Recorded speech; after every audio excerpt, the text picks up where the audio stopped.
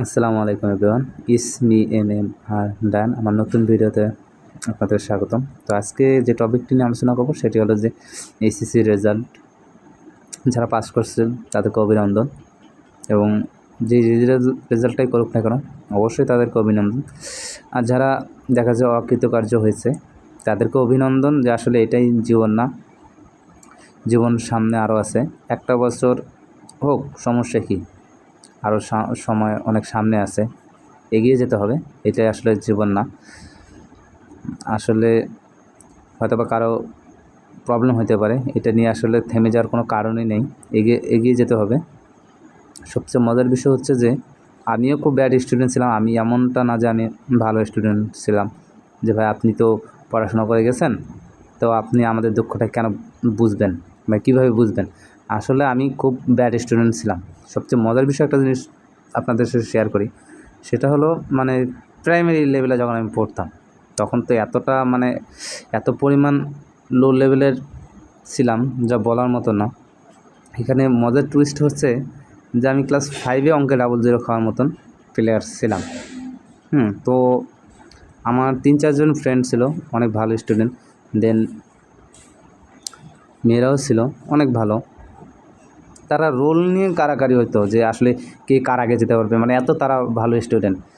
এখানে moral of the story হয়েছে যে এই সময় এসে দেখা যাচ্ছে ও যে লেভেলে আছে ঠিক সেম লেভেলে আমিও আছি।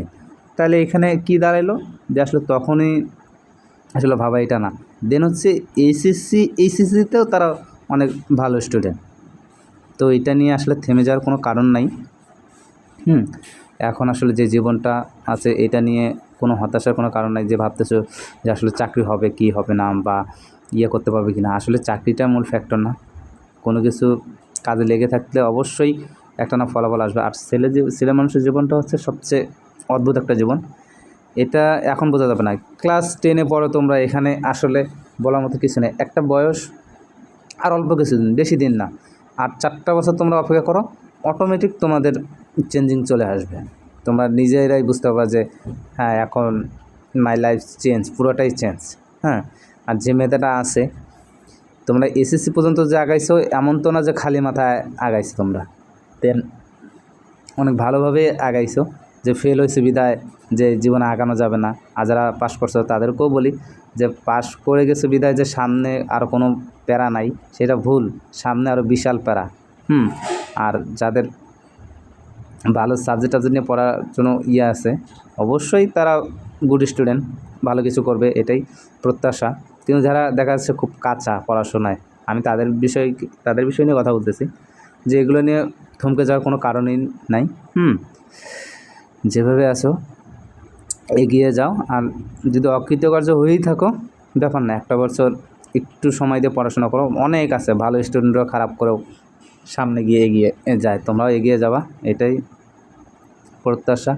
ওই 2-একটা নিউজ দেখে অনেক খারাপ লাগলো, ভাবলাম তোমাদেরকে নিয়ে একটা ভিডিও বানাই।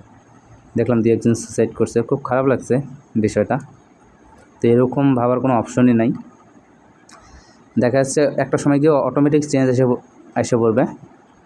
তো তোমরা যেটাই করো না কেন খুব প্রপারলিভাবে করো। আর এমনটা না যে কেউ ভালো ফ্যামিলি বা খারাপ ফ্যামিলি, সবাই নিম্ন ফ্যামিলি থেকেই বেশিরভাগ বিলং করে যারা আগায় যাচ্ছে।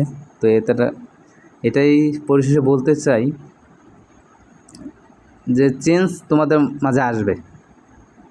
এখন এসএসসিতে আসো, যেটুকুই আছে বুঝতে পারতেছো না, চেঞ্জ তোমাদের আসবে, এটা আমি গ্যারান্টি দিয়ে বলতে পারি।